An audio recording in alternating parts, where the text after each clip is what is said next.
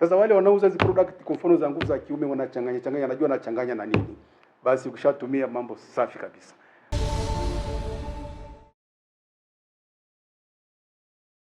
Ndugu wanahabari, ofisi ya mkuu wa mkoa wa Tabora inapenda kujulisha umma kuwa mkoa wa Tabora umepata fursa ya kuwa mwenyeji wa maadhimisho ya siku ya nyuki duniani na siku ya utundikaji mizinga kitaifa kwa mwaka 2026. Kwa hiyo kwa niaba ya Mheshimiwa mkuu wa mkoa, lakini pia kwa niaba ya uongozi wa Wizara ya Maliasili na Utalii, naomba nitoe taarifa rasmi ili wananchi waweze kufahamu kwa kina kuhusu siku hii maalum kabisa ya maadhimisho haya ya siku ya nyuki duniani na siku ya utundikaji mizinga. Lakini kwa namna ya kipekee tuishukuru Wizara ya Maliasili na Utalii kwa maana ya Mheshimiwa Waziri pamoja na Katibu Mkuu na timu yao yote kwa kuchagua mkoa wetu wa Tabora kuwa mwenyeji wa maadhimisho haya ya kitaifa. Tuombe muweze wawakilishi wetu wa wizara wako hapa muweze kufikisha shukrani hizi kwa viongozi wetu. Ndugu wanahabari, maadhimisho haya hufanyika kila mwaka kwa lengo la kutoa hamasa kwa wananchi na wadau mbalimbali kujihusisha na shughuli za ufugaji nyuki ili kuongeza kipato cha kaya na kuchangia ukuaji wa uchumi wa taifa. Kwa hiyo mtaona kwamba ni dhamira njema kabisa ya serikali kuweza kuwajulisha wananchi nini kinafanyika kwenye tasnia hii ya nyuki ili waweze kushiriki kikamilifu, kujiongezea vipato vyao. Lakini kwa namna hiyo tunakuwa tumeongeza kipato cha nchi kwa ujumla. Na tunaomba tuwajulishe kuwa maadhimisho haya yanatarajiwa kufanyika kuanzia tarehe 19 hadi tarehe 22 mwezi huu wa 5 mwaka 2026 katika uwanja wa kumbukumbu ya vita unajulikana kwa jina la Gongoni ambao upo katika manispaa hii ya Tabora. Na maadhimisho haya yatahusisha viongozi wa serikali, taasisi mbalimbali, wadau wa maendeleo, wafugaji nyuki, wanafunzi mbalimbali, wananchi kwa ujumla, lakini pia na wadau wengine wote ambao hatujawataja, wote tunawakaribisha. Kama mnavyofahamu, serikali inaendelea kuhimiza wananchi kushiriki kikamilifu katika ufugaji nyuki wa kisasa ili kuongeza ajira, kipato na kuchochea ukuaji wa uchumi endelevu sambamba na kulinda misitu yetu pamoja na mazingira. Na kwa hili tuipongeze sana wizara, tunapokea miongozo mbalimbali ya kuweza kuwafikia wakulima wetu ili waweze kushiriki vizuri katika eneo hili. Naomba niwajulishe pia katika maadhimisho haya kutakuwa na shughuli mbalimbali ambazo ni pamoja na utundikaji wa mizinga ya nyuki, matembezi maalum ya kutangaza asali ya Tabora, na hapa tumeona kijana wetu nadhani yupo. Okay, nashukuru sana. Utazungumza kidogo baadaye ili utueleze kuhusu ushiriki wako kwenye haya maadhimisho, wananchi waweze kuhamasika zaidi. Lakini tutakuwa na maonesho ya bidhaa za nyuki na teknolojia za ufugaji wa nyuki, na hili ni eneo muhimu sana kwa sababu tusipokuza teknolojia mbalimbali kama nitakavyoeleza, sisi Tanzania tutabaki kama watazamaji.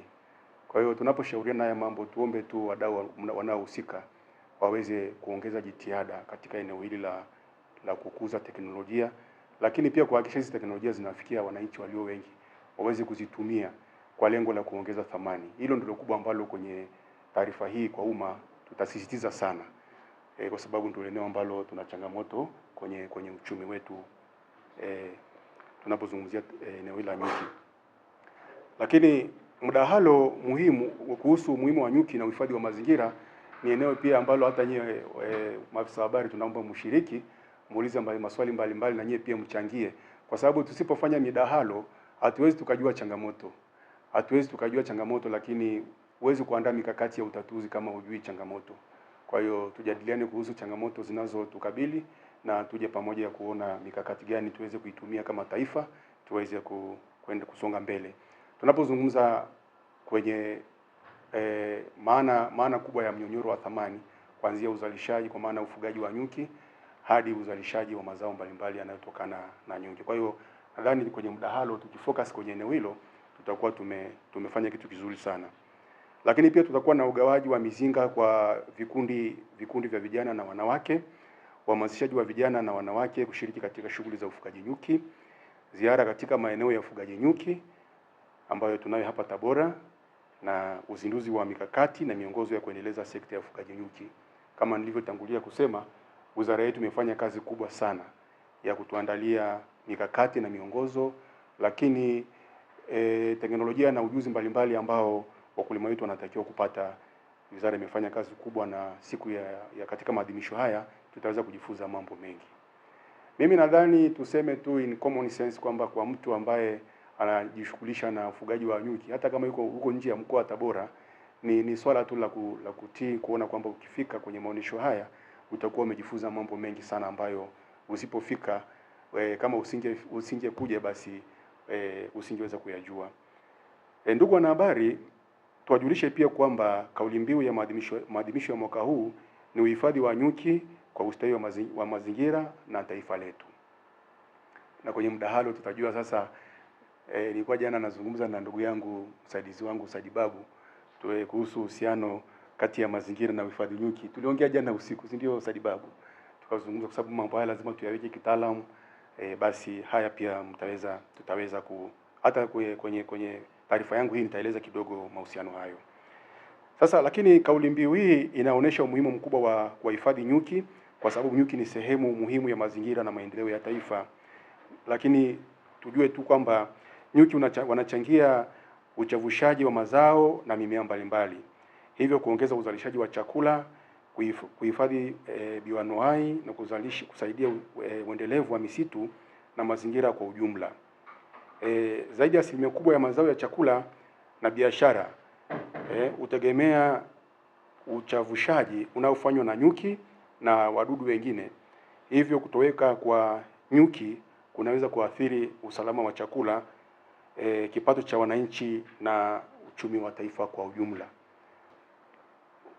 Asali inatusaidia sana kuongeza nguvu za kiume na haina madhara yoyote.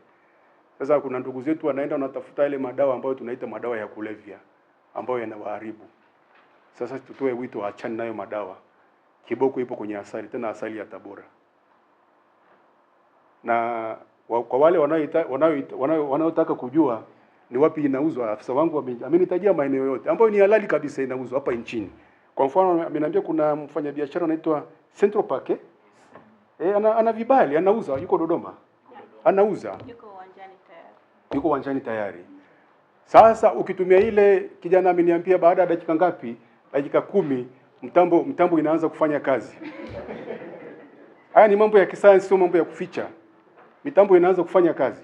Sasa wewe unakimbia unaenda kutafuta madawa ya kulevya, unaharibu mwili wako, wakati tuna bidhaa asili kabisa ambayo yani inakuongeza immunity, inaongeza kinga ya mwili, inakufanya uwe smart, inakufanya uwe imara zaidi katika tendo la ndoa kwa maana ya nguvu za uzazi. Sasa hizi product ninazozitaja nitazungumza umuhimu wa kuvutia wawekezaji, na nadhani mtanielewa. Na kwa kuwa watakuwepo uwanjani, na kushukuru sana Wizara ya Maliasili kwa kuwaleta watu kama hao. Hongereni sana.